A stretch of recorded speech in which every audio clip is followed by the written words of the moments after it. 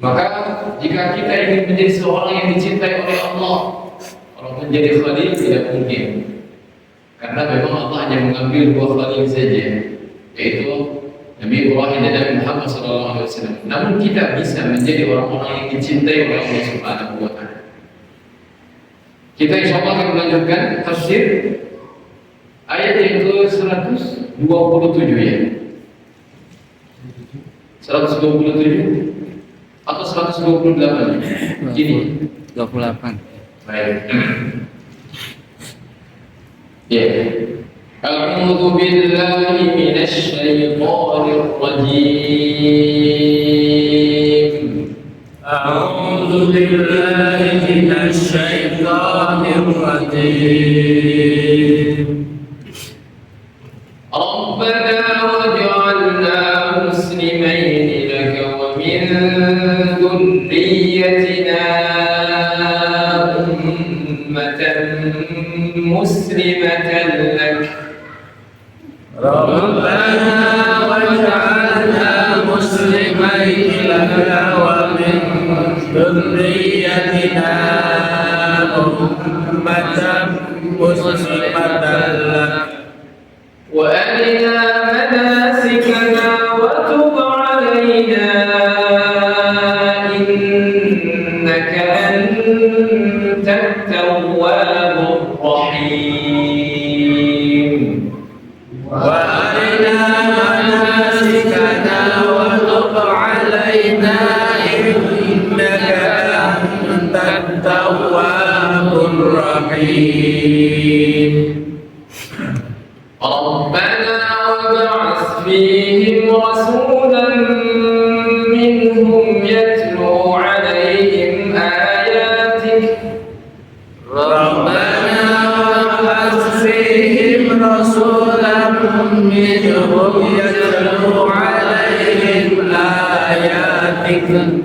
يتلو عليهم آياتك ويعلمهم الكتاب والحكمة ويزكيهم.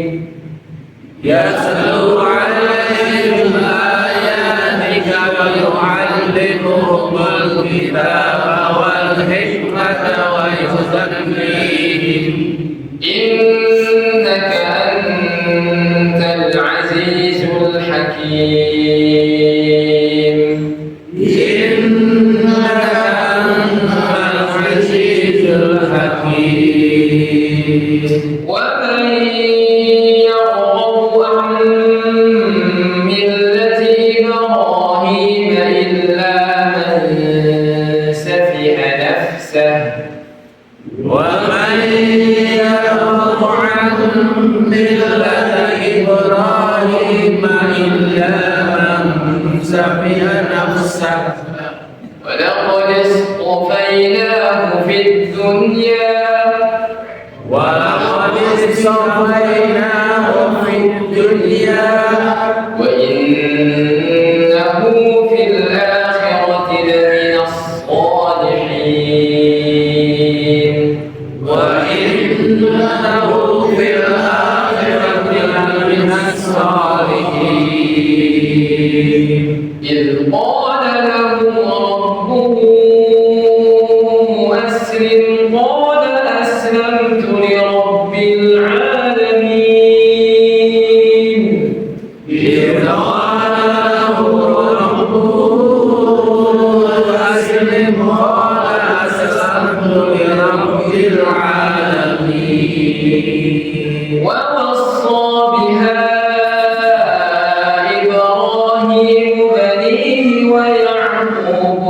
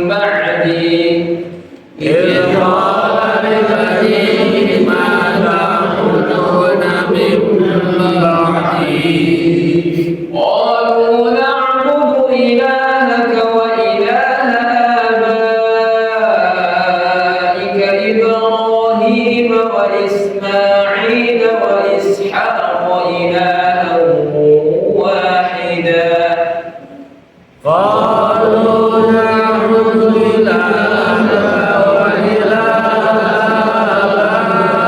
آبائك إبراهيم وإسماعيل وإسحاق إلها واحدا ونحن له مسلمون ونحن له مسلمون تلك أمة قد خلت لها ما كسبت ولكم ما كسبتم تلك أمة قد خلت لها ما كسبت ولكم ما كسبتم ولا تسألون عما كانوا يعملون ولا تسألون عما كانوا يعملون.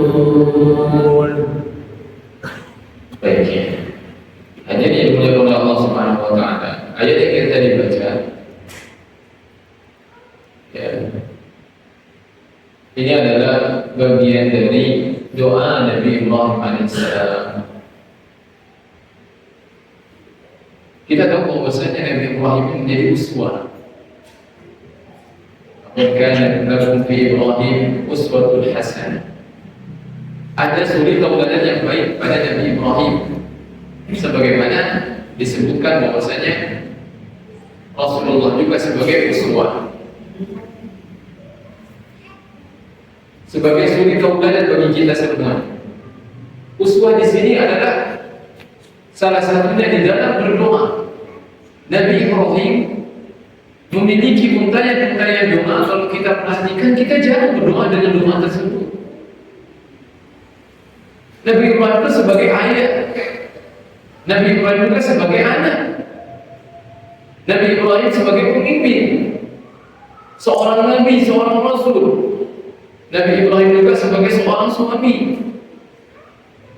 Artinya apa yang menjadi hal yang melingkupi Nabi Ibrahim juga sebetulnya melingkupi kita.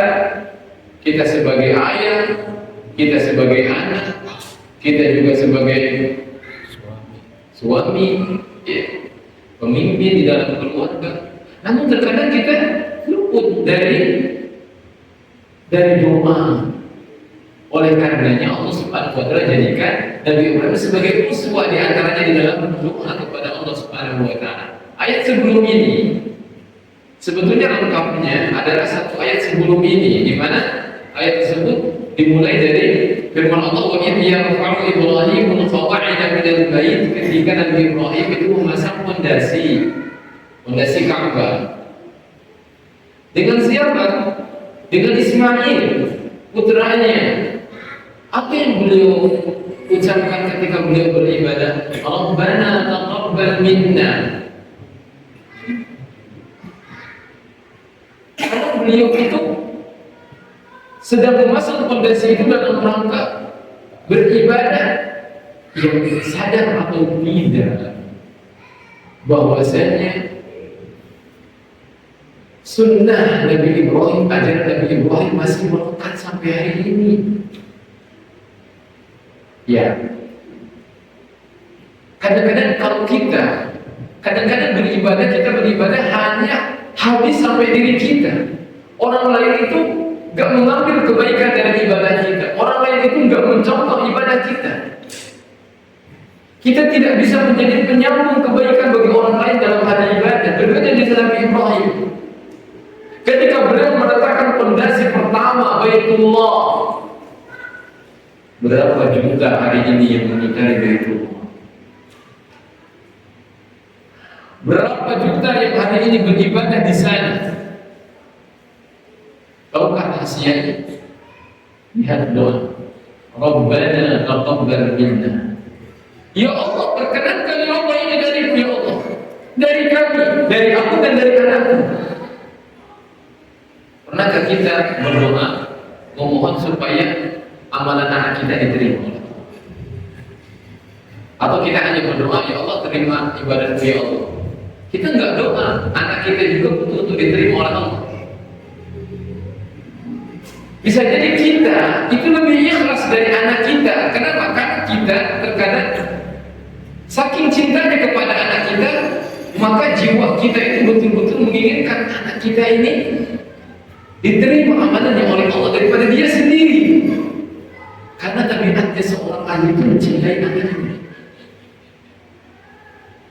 Sebagaimana seorang ayah menjadi perantara ketika anaknya ingin masuk ke sekolah, ingin masuk ke perusahaan, ayahnya dia berjalan di belakang anaknya selalu mensupport, dan ketika ada problem-problem ayahnya siap untuk menjadi tameng, bahkan siap untuk menyambung lidah kepada pemilik perusahaan misalkan, tolong terima anak saya bagus, anak saya ini rajin sekali, kerjanya bagus, disiplin.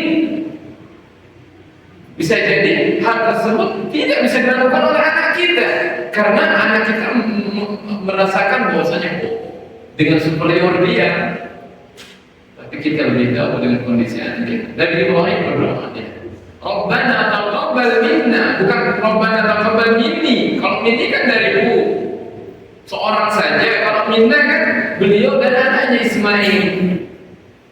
Poin pertama apa? Ya, ada yang pertama doa kan? Minta ini diterima amalan anak kita. Ya Allah, terima ibadah anak, ya Allah. Ya, itu yang pertama. Yang kedua, ini adalah poin keikhlasan. Dari awal meletakkan itu, keikhlasan itu dibangun, bukan hanya masjidnya yang dibangun.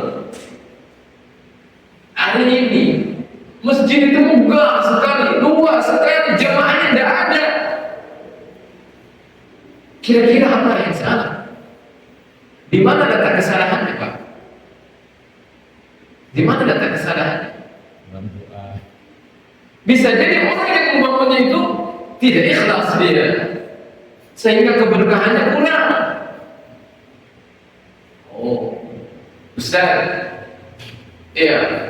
Kalau membangun masjid itu jangan lihat ikhlas atau tidaknya, yang penting itu adalah kita sudah berusaha memberikan fasilitas. Oh, Pak, kalau kita berbicara tentang keikhlasan, kenapa Imam Syafi'i terkenal, kenapa Imam Nawawi terkenal, diterima oleh semua kelompok? Kenapa? Satu-satunya alasannya para ulama, karena mereka keikhlasannya luar biasa. Kan begitu. Kenapa kita para ulama itu sampai terkenal dari awal ke awal sampai kita hari ini membacanya? Kenapa? Keikhlasan, Pak. Bahkan ada seorang ulama ketika menulis buku, sebelum dia cetak, sebelum apa, maka dia lemparkan kemana? Ke sungai. Ya Allah, kalau tulisanku ini adalah bukan untukmu, untuk manusia, ya Allah, ambilkanlah dia. Sedangkan kalau tulisanku ini ada dalam rangka mencari wajahmu, ya Allah, maka selamatkanlah tulisan tersebut. Dan benar saja. Gitu Pak, ini poin keikhlasan. Jadi bukan hanya membangun masjidnya, membangun fondasi masjidnya, yang harus dibangun adalah keikhlasannya, orang-orang yang membangunnya. Makanya masjid dibuka besar. Alhamdulillah, kalau masjid ini ramai. Serius Pak? Serius. Ini jarang. Mudah-mudahan mungkin muasisnya yang membangunnya bisa jadi orang yang ikhlas. Karena tidak setiap orang coba lihat. Bahkan juga mungkin dibandingkan masjidnya sama luasnya, tetapi safnya 2 saf, 3 saf tidak sampai banyak gitu. Ya kan? Bahkan kemarin saya bawa teman ke sini. Pas pulang bareng sama saya kira itu jamaah semuanya mau hadiri kajian Ustaz. Banyak juga jamaahnya katanya gitu ya. Itu sholat itu bagus ya, banyak sekali yang sholat. Itu adalah sesuatu yang harus kita syukuri. Ya, sebagaimana di tempat lain, kalau saya kan jarang subuh di sini. Saya kalau di tempat lain juga beda-beda. Ada yang kalau saya sampai di sana sebelum subuh, ya ramainya itu setelah adzan berkumandang. Ada. Tapi ada juga saya datang ke sana sebelum subuh, Ada setengah jam, 1 jam, dan itu sudah ramai. Ada juga. Padahal sama-sama dalam satu komplek. Begitu Allah Subhanahu wa taala berikan keberkahan. Terserah Allah berikan keberkahan. Inna awwala baitin wudi'a lin-nasi alladhi mubarakan. Tempat yang pertama kali dibangun untuk beribadah kepada Allah itu Mekah, itu mubarak, diberkahi oleh Allah Subhanahu wa taala. Karena keberkahannya lihat tahwi ilaihim, di mana seluruh hati manusia itu terpaut kepadanya. Siapa orang yang gak dengan Baitullah? Kita pikir karena apa? Karena doa Nabi Ibrahim dalam surah Ibrahim. Ya, faj'al af'idatan nas tahwi ilaihim, ya Allah jadikan hati manusia terpaut semuanya ke sana. Kita kira ini karena apa? Hati kita merindu ke Baitullah. Semakin seorang umroh bukan semakin selesai tugas saya. Seorang haji bukan semakin mudah selesai tugas saya untuk Islam saya. Bukan seperti itu kan yang terjadi. Justru dia umroh pengen lagi, dia haji pengen lagi. Meski harus mengeluarkan biaya yang banyak. Doa. Surah itu kan jelasnya karena Allah itu doa Allah abadikan supaya manusia sadar tahu ini doa Nabi Ibrahim, dan buktinya tidak perlu kita mencari-cari, ya. Tetapi di depan mata kita sudah terlihat bagaimana dahsyatnya doa dari seorang ayah. Rabbana taqabbal minna innaka antas samiul alim. Terus Rabbana waj'alna muslimaini laka wa min dhurriyyatina. Ya Allah, jadikanlah kami, maksudnya saya dan Ismail adalah 2 orang yang berserah diri kepadamu. Jadi bukan anak saya.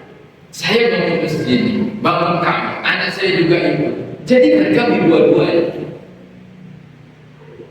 Di dalam hal apapun itu perlu keikhlasan. Karena muslim itu orang yang ikhlas, orang yang berserah diri kepada Allah Subhanahu wa taala. Muslimaini laka wa min dzurriyyatina, ya, wa min dzurriyyatina ummatan muslimatan lak, dan jadikanlah di antara keturunan kami sebuah umat yang berserah diri juga kepada. Umat siapa itu? Umat siapa itu? Rasulullah sallallahu alaihi wasallam. Tahu nggak Nabi Ibrahim akan lahir seorang nabi dari tulang rusuknya? Tahu nggak? Nabi yang paling mulia, Nabi yang paling mulia sepanjang masa, sepanjang zaman. Pernah nggak?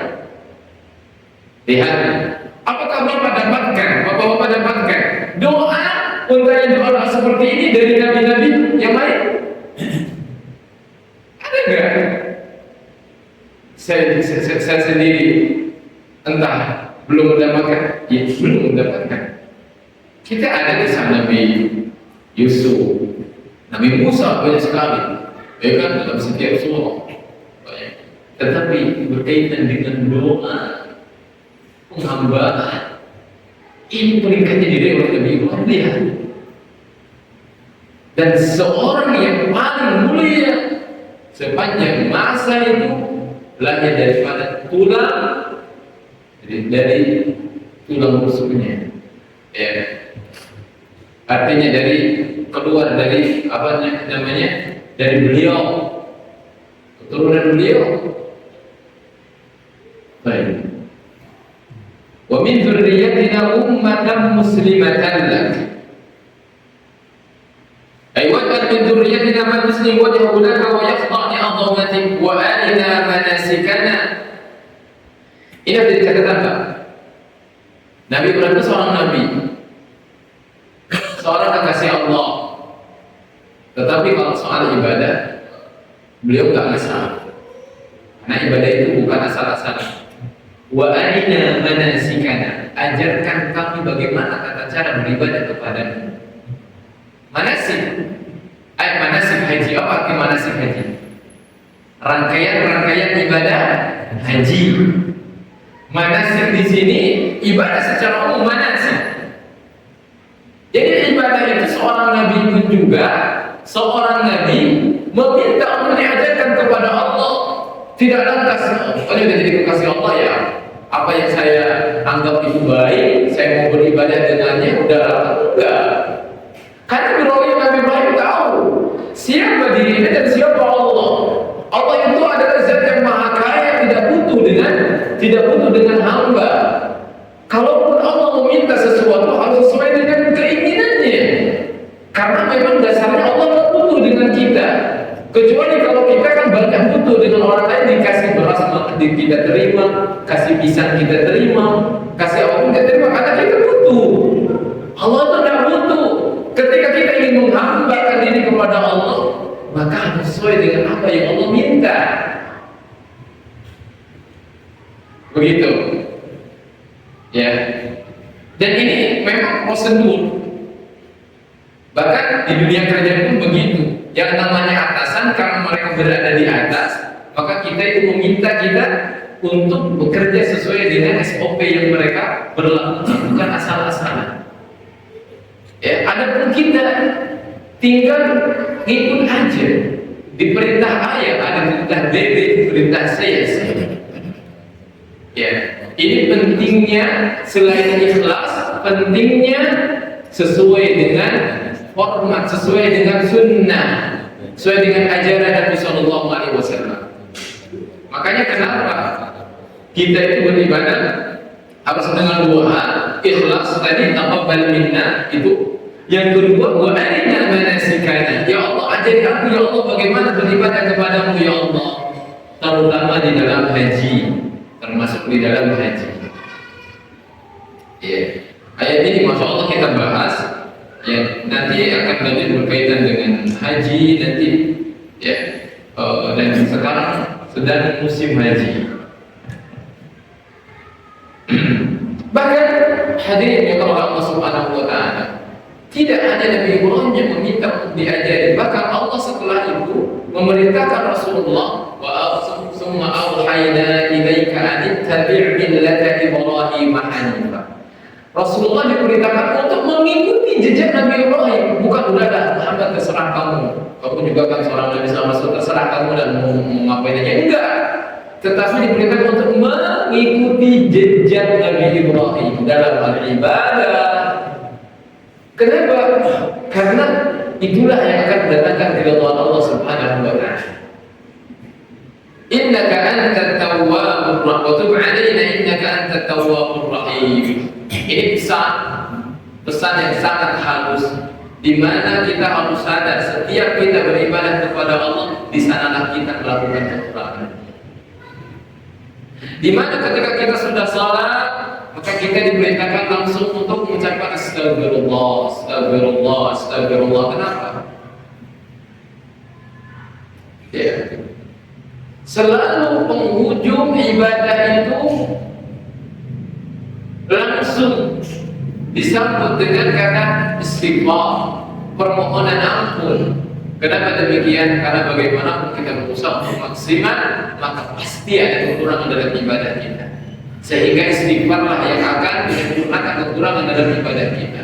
Sama halnya Nabi Ibrahim ketika membangun Ka'bah, beliau sadar seorang hamba banyak kekurangan, sehingga beliau berharap bahwasanya Allah mengampuninya.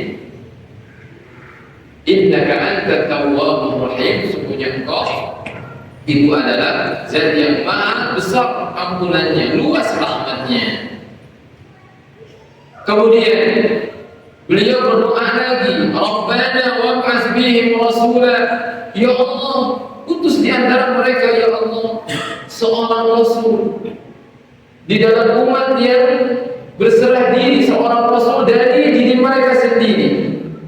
Wa huwa ada min jumlati da'watihim al-mubarakah. Tahukah bahwasanya ini adalah dari untayan doa mereka berdua yang penuh dengan berkah.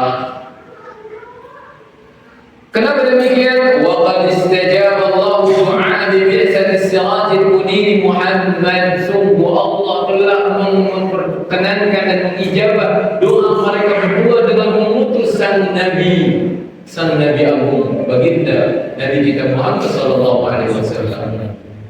Berapa lama itu, Pak? Berapa lama itu? Makanya nih pelajaran lagi penting. Pak, hari ini mungkin kita menyampaikan doa. Ya Allah, berikan aku ya Allah keturunan yang saleh ya Allah. Tapi setelah rumah kita punya anak dua, anak tiga, mana sekarang? Akhirnya pas mau doa kita kayak ada anak saya begini. Sedangkan kita tidak tahu bisa jadi Allah mengijabah doa kita dan mengeluarkan dari keturunan kita yang ke-100 ini. Betul nggak? Ya kalau kita punya anak yang menikah, punya cucunya menikah lagi, punya anak lagi, nanti keturunan ke-10 bisa jadi mereka yang jadi seorang ulama. Karena doa siapa? Bisa jadi karena doa kita. Jadi yang oleh Allah Subhanahu wa Ta'ala, bisa jadi kita hari ini saleh. Kalau kita menjadi orang saleh, bisa jadi ini adalah doa dari kakek buyut kita yang keberapa. Makanya pantas. Kadang-kadang Allah ada yang menampakkan dengan segera kakeknya ulama, cucunya juga jadi ulama. Apa demikian? Bisa jadi karena doa yang Allah ijabah segera, tidak lama ijabahnya. Ya. Tapi ada juga, oh iya, kakek buyut saya katanya yang betul itu adalah seorang yang alim. Jadi dia dahulu berdoa kepada Allah dan hari ini Allah membukakan hidayah untuk membuka pintu-pintu kebaikan di tanganmu. Kenapa? Karena doa mereka. Makanya kita diberitakan untuk selalu mendoakan siapa? Moyang-moyang kita. Di abaina, bukan bapak kita saja yang atas, tapi bapak aba itu kakek buyut terus. Mereka yang tunduk kepada Allah yang beragama Islam. Jadi kalau Allah Subhanahu wa Ta'ala doa benar-benar menakjubkan. Doa Nabi Ibrahim. Kenapa Nabi Ibrahim memiliki putra Ismail, Ishak memiliki putra namanya Yakub memiliki putra namanya Yusuf, Bunyamin, kemudian 10 saudaranya. Setelah itu terus dari Bani Israel, Nabi Sulaiman, Nabi Daud, Nabi Musa, Nabi Isa, Nabi Zakaria, Nabi Yahya, semuanya itu dari mana itu? Dari mereka para nabi keluar daripada keturunan Nabi Ibrahim alaihissalam. Doa, ya sebelumnya doa. Jangan kita lihat hari ini anak kita, ya mana saya begini, doakan terus. Bahkan kita berdoa, ya Allah keluarkan ya Allah dari keturunan orang-orang yang menyembahmu ya Allah. Ya kita sudah wafat, doa kita lagi di sisi Allah. Keturunan kita mungkin yang beberapa menyembah Allah, menjadi seorang alim, menjadi seorang ulama, seorang yang saleh, seorang wali Allah bahkan mungkin. Ya kan? Karena doa kita, otomatis kita akan mendapatkan pahala dari Allah Subhanahu wa Ta'ala. Artinya sekali lagi bisa jadi apa yang kita rasakan hari ini daripada keimanan, ya itu adalah berkat dari doa-doa kakek buyut kita. Ya. ويعلمهم الكتاب والحكمة ويزكيهم إنك أنت العزيز الحكيم يتلو عليهم آياتك. Di sini adalah Al-Quran, ya Al-Quran. ويعلمهم الكتاب والحكمة.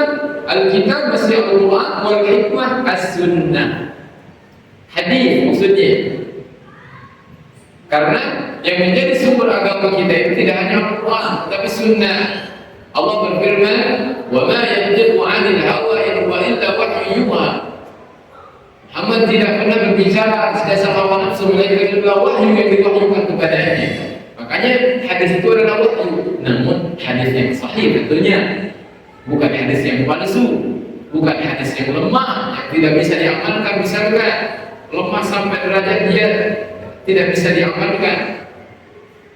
Ya, makanya yang penting bukan beramal, bukan. Sebelum beramal kita harus memastikan hadisnya sahih atau tidak, sumbernya sahih atau tidak. Kenapa demikian? Rasulullah mengancam siapapun man kadzdzaba 'alayya muta'ammidan falyatabawwa maq'adahu fin nar. Barang siapa yang berani berdusta atas namaku, maksudnya Allah Rasulullah sallallahu alaihi wasallam wasallam berkata Rasulullah, sungguhnya keutamaan malam ini begini. Rasulullah tak pernah mengucapkannya.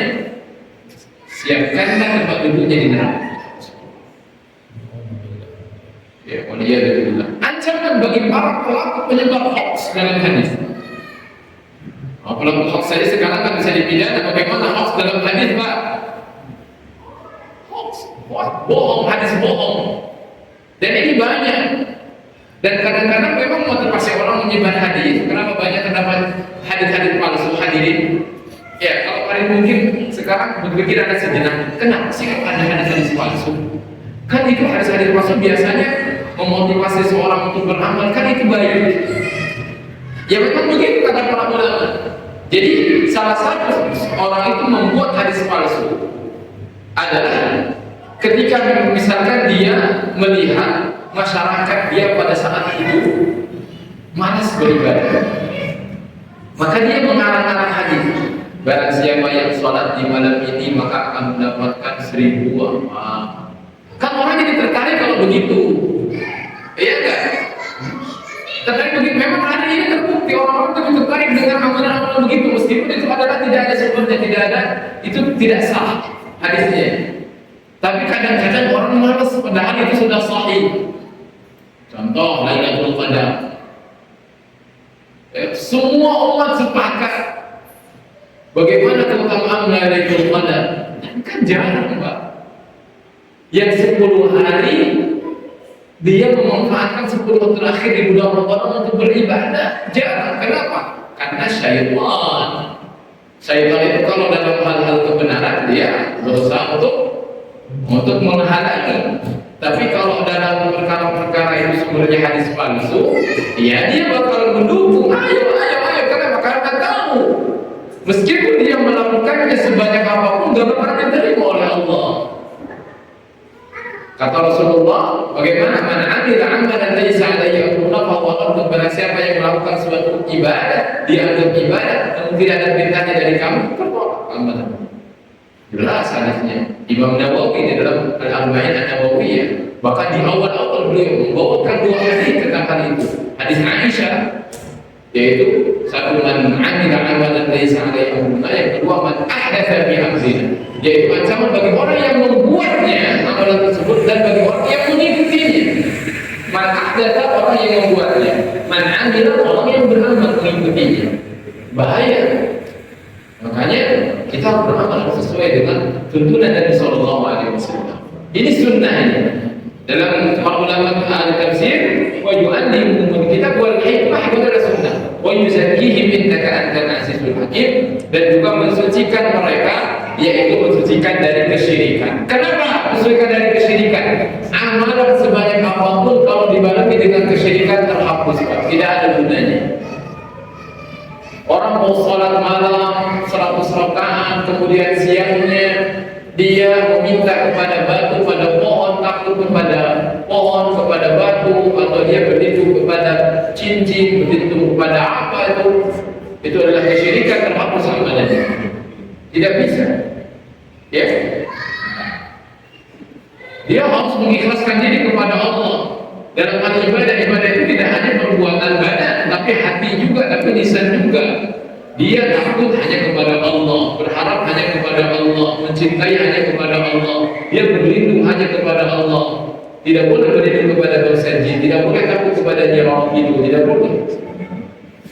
Ya, iya. Tapi kan ini orang meyakini dengan keyakinan yang keliru. Oh, kalau ke laut ini nggak boleh pakai baju ini. Kenapa? Nggak boleh bicara seperti ini. Ya memang.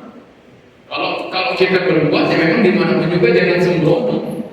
Kita kencing aja ada adab-adabnya. Kenapa? Karena kita yakin di sana ada makhluk Allah. Paham nggak? Selain kita. Namun bukan berarti kita takut kepada mereka yang akhirnya menghambakan diri kepada mereka, berlindung kepada mereka, bukan seperti itu.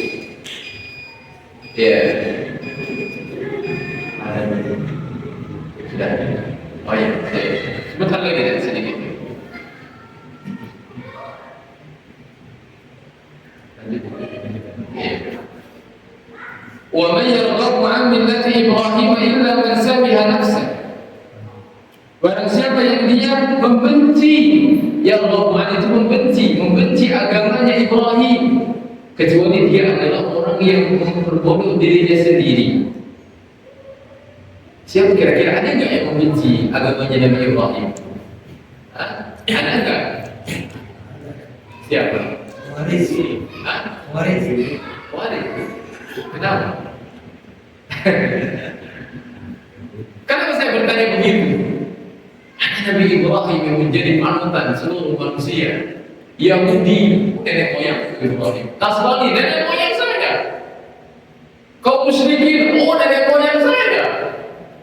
Kaum muslimin jelas dia adalah bapaknya tauhid.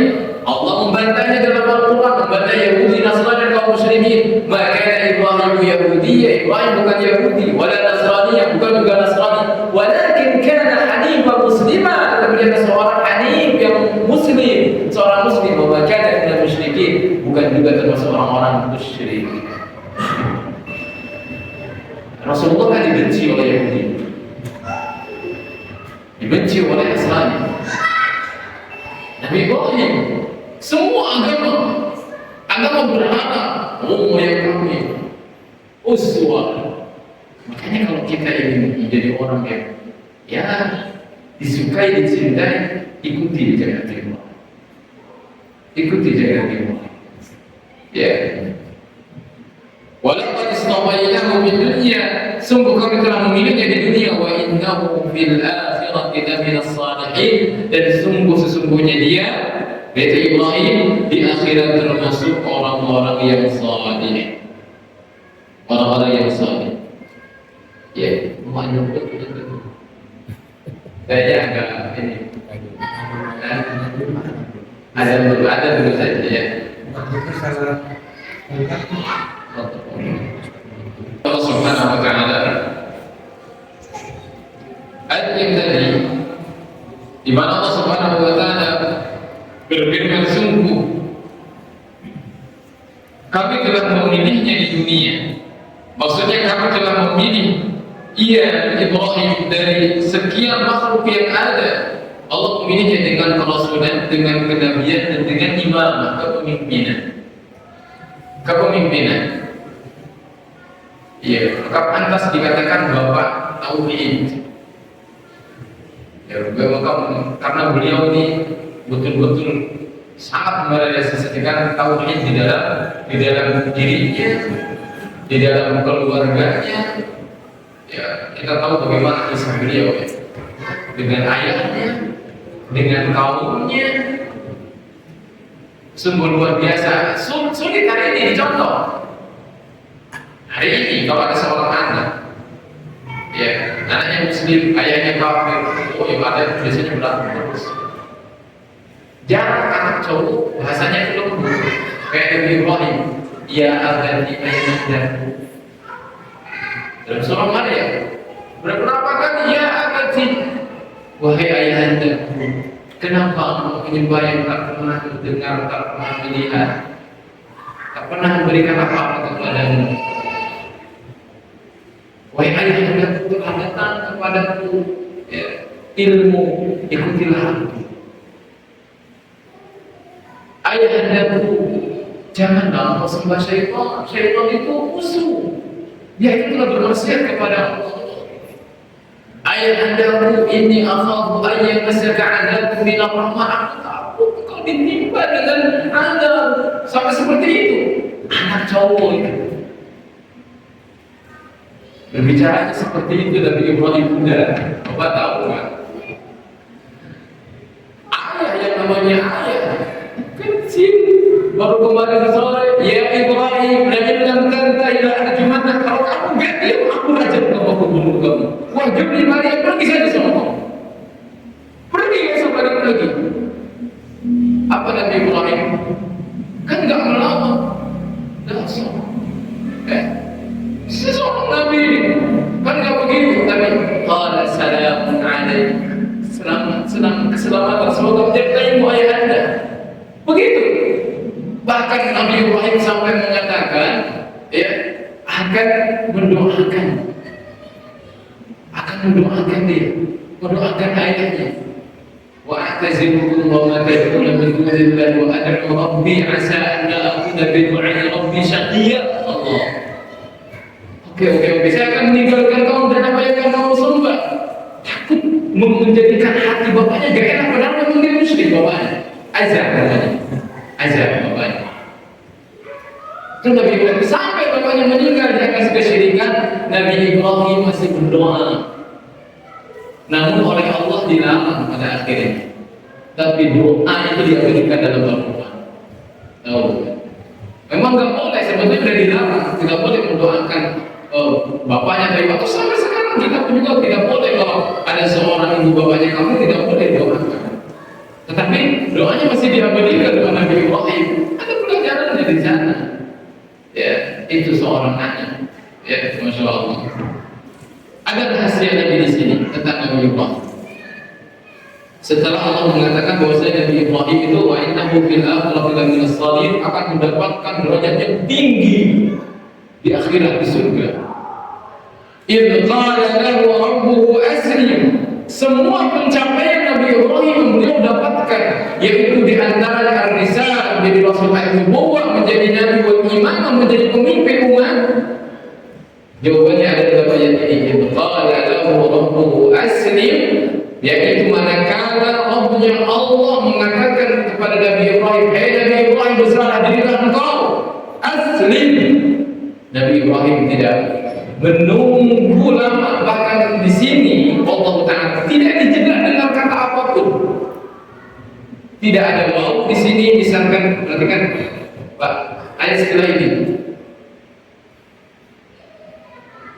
Perhatikan, idz qala lahu rabbuhu aslim. Ingatlah ketika Tuhan berfirman kepada Ibrahim, berserah dirilah.